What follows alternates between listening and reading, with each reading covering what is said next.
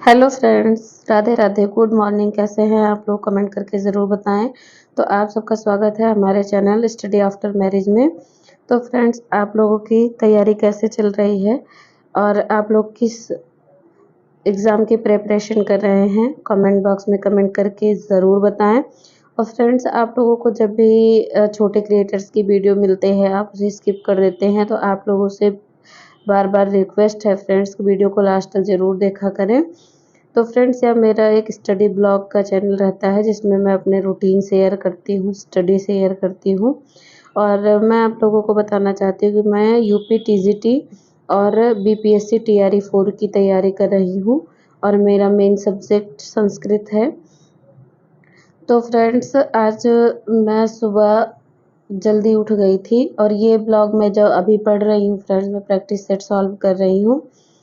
और ये BPSC TRE 4 का प्रैक्टिस सेट है, जीके जीएस का, जो मैं इस टाइम पे हर दिन एक प्रैक्टिस सेट सॉल्व कर रही हूँ। और फ्रेंड्स, जो प्रैक्टिस सेट में जो क्वेश्चन मुझे नहीं आते उसे मैं नोट डाउन कर लेती हूँ, क्योंकि बार बार मैं अगर लिख लेती हूँ फिर बार बार पढ़ती हूँ तो वो चीज़ें दिमाग में अच्छे से बैठ जाती हैं, फिर वो जल्दी भूलती नहीं हैं। तो इसलिए जो भी चीज़ें मुझे नहीं आती मैं ये नहीं सोचती कि मैंने एक बार देख लिया तो मुझे याद रह जाएगा। मैं उसे अपने नोटबुक में अच्छे से रख लेती हूँ, लिख के रख देती हूँ। क्योंकि जब हम चीज़ें पढ़ रहे होते हैं तब हमें ऐसा लगता है कि इसे हमें लिखने की ज़रूरत नहीं है, ये चीज़ हमें याद हो गया है। लेकिन वो कहते हैं ना, जो चीज़ जितनी जल्दी दिमाग में आती है वो चीज़ उतनी जल्दी दिमाग से चली भी जाती है। तो सेम यही हम लोगों के साथ भी होता है फ्रेंड्स, क्योंकि जब हमको लगता है कि ये चीज़ हमको याद हो गई, हमें लिखने की ज़रूरत नहीं है या दोबारा पढ़ने की ज़रूरत नहीं है, और उसे वैसे छोड़ देते हैं। कुछ टाइम बाद जब हम उसी को फिर से पढ़ते हैं और हमारे सामने 4 ऑप्शन रख दिए जाते हैं, तो फिर हम चारों ऑप्शन में कन्फ्यूज़ होने लगते हैं। तो ये कन्फ्यूज़न की स्थिति घर पे है तो ठीक है, लेकिन अगर यही कन्फ्यूज़न की स्थिति एग्ज़ाम हॉल में है तो ये हमारे लिए दिक्कत खड़ी कर सकती है, क्योंकि एक ही क्वेश्चन हमारे लिए बहुत ज़्यादा महत्वपूर्ण होते हैं। हम चाहे किसी भी चीज़ की प्रिपरेशन कर रहे हो, किसी भी चीज़ का एग्ज़ाम दे रहे हों। तो इसीलिए फ्रेंड्स, मैं कभी भी जो क्वेश्चन मुझे ज़रा-सा भी डाउट लगता है कि हाँ, ये इसमें मुझे संदेह है, ये अच्छे से मुझसे नहीं बन रहा है, या फिर इनके ऑप्शंस में मुझे डाउट है, तो मैं उन्हें तुरंत लिख लेती हूँ, जिससे मैं उसे 2-4 बार लगातार पढ़ सकूँ। तो उसे 2-4 दिन आप एक-एक बार, दिन भर में 1 बार देख लीजिए, वो चीज़ आपके दिमाग में ऐसी फ़ीड हो जाएगी कि वो कभी नहीं निकलेगी। और मैं सेम यही प्रोसेस करती हूँ, जिससे जो चीज़ें मेरी तैयार होती हैं वो जल्दी मेरे दिमाग से निकलती नहीं हैं। तो फ्रेंड्स, मैं ये रात में शूट की थी। रात में पढ़ाई करते हुए मैंने ये वीडियो शूट की थी और फिर मैं सो गई थी, और सुबह उठते ही मैंने देखा कि मेरे पास थोड़ा टाइम था और मैंने कपड़े कल जो धुले हुए थे ऐसे ही रख दिए थे। तो पहले मैंने सारे कपड़ों को फ़ोल्ड किया, क्योंकि जब कपड़े बिखरे रहते हैं तो हमें अच्छे से काम करने में भी अच्छा नहीं लगता है कि जब बिखरी रहती है चीज़ें। तो मैंने सबसे पहले उठते ही आज मैंने स्टडी नहीं स्टार्ट की, पर सबसे पहला काम मेरा था कि कपड़े समेटना और कपड़े को अच्छे से रखना। तो फ्रेंड्स, जब सुबह मैं जल्दी उठ जाती हूँ तो मैं थोड़ी देर पढ़ाई कर लेती हूँ, लेकिन कभी-कभी ऐसा ही होता है कि हम रात में जल्दी नहीं सो पाते हैं, लेट हो जाता है, तो हमें सुबह उठने में भी प्रॉब्लम होती है, और सुबह उठने में भी हमारे पास सिर्फ उतना ही टाइम होता है कि उठें और किचन में चले जाएँ, पढ़ने का टाइम नहीं होता है।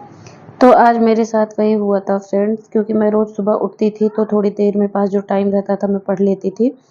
आज रात में मुझे सोने में लेट हो गया था और फ्रेंड्स, रात में बारिश हो रही थी, तो पता नहीं क्यों मुझे नींद नहीं आ रही थी। मेरी नींद एक बार टूट गई तो फिर दोबारा मैंने बहुत कोशिश की, पर मुझे कई घंटों तक नींद नहीं आई। तो इसलिए मुझे सुबह उठने में भी लेट हो गया। तो जब मैं उठी तो मेरे पास बहुत कम ही टाइम था, मैं पढ़ने नहीं बैठी, मैं अपने काम को समेटने में लग गई थी कि पहले मैं जल्दी-जल्दी से इन कामों को समेट लेती हूँ, उसके बाद फिर मैं पढ़ाई कर लूँगी।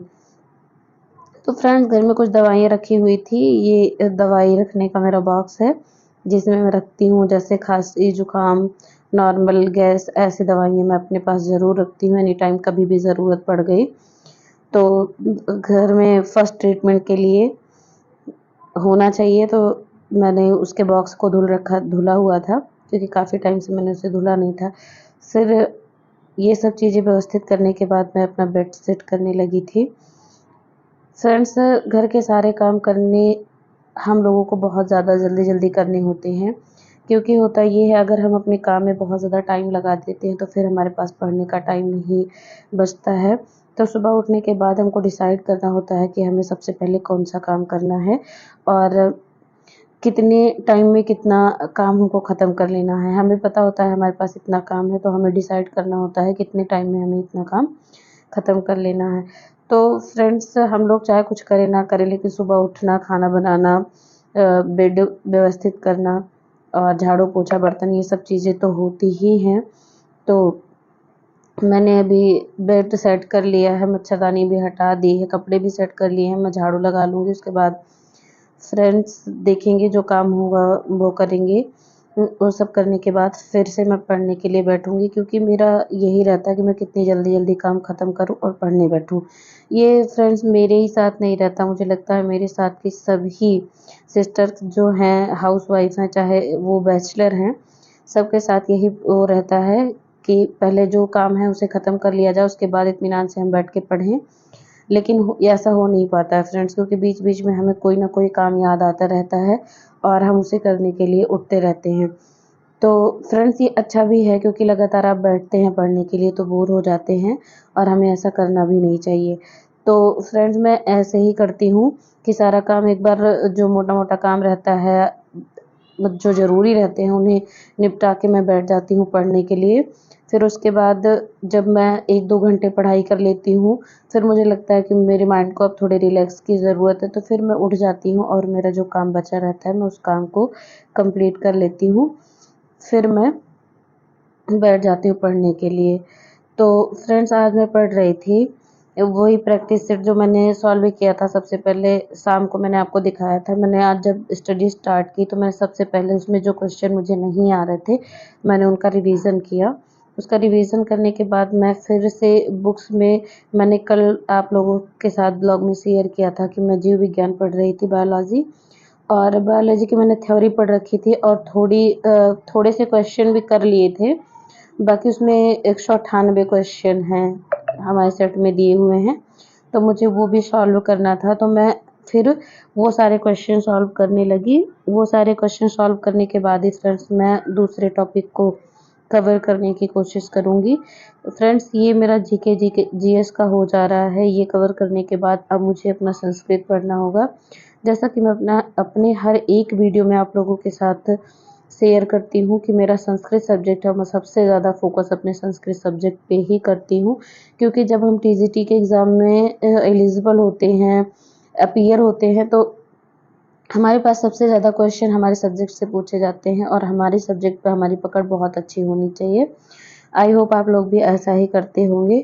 तो फ्रेंड्स मैं हिस्ट्री में कुछ बच्चों का कमेंट आ रहा था, कुछ भाई-बहनों का, कि दी आप हिस्ट्री में क्या पढ़ती हैं, कहाँ से पढ़ती हैं? तो मैं किसी एक बुक से या किसी एक वीडियो या एक चैनल से नहीं पढ़ती हूँ। मुझे जो चीज़ पढ़ना है मैं उस टॉपिक को सर्च करती हूँ और मैं देखती हूँ कि उस टॉपिक पे सबसे अच्छा वीडियो, सबसे ज़्यादा एक्सप्लेनेशन के साथ कौन पढ़ा रहा है, जो चीज़ जिसकी लैंग्वेज, जिसका पढ़ाने का तरीका मुझे पसंद आता है, मैं वही पढ़ लेती हूँ। कोई मेरा फ़िक्स चैनल नहीं है और ना ही मैंने कहीं से कोर्स परचेज़ किया है, क्योंकि हमारे पास बुक्स हैं, अगर बुक्स में कोई चीज़ हमने पढ़ी है और उससे रिलेटेड हमें क्वेश्चन चाहिए तो हम गूगल कर सकते हैं, उससे रिलेटेड हमें क्वेश्चन मिल जाते हैं, और नहीं तो हम यूट्यूब से पढ़ सकते हैं। तो इसलिए मैं ज़्यादा कोर्स-वोर्स के पीछे नहीं भागती हूँ फ्रेंड्स। जो मेरे 40 नंबर होते हैं टीजीटी में जीके जीएस की, उसकी प्रिपरेशन मैं सेल्फ ही करती हूँ और संस्कृत का भी मैं सेल्फ ही कर रही हूँ फ्रेंड। ना मैंने कोई कोचिंग ले रखा है और ना ही ऐसे ऑफलाइन कोचिंग कोई जॉइन किया है। मैं खुद से सारी स्टडी कर रही हूँ, मैंने सारी बुक्स ले ली है और मुझे क्या पढ़ना है क्या नहीं ये मैं खुद से डिसाइड करती हूँ, और किस सब्जेक्ट पे मुझे कितना टाइम देना है ये भी मैं खुद से डिसाइड करती हूँ। तो फ्रेंड्स मैं सभी हाउसवाइफ से रिक्वेस्ट करती हूँ कि वो अपनी क्षमताओं को पहचानें और आगे बढ़ें। जिस भी क्षेत्र में उनको बढ़ना है वो अच्छे से अपना करने की कोशिश करें। तो फ्रेंड्स अगर आप लोगों को हमारी वीडियो अच्छी लगती है तो वीडियो को लाइक, शेयर और चैनल को सब्सक्राइब ज़रूर करें। तो फ्रेंड्स इसी तरह की एक और नई वीडियो के साथ फिर से मिलेंगे दूसरे ब्लॉग में।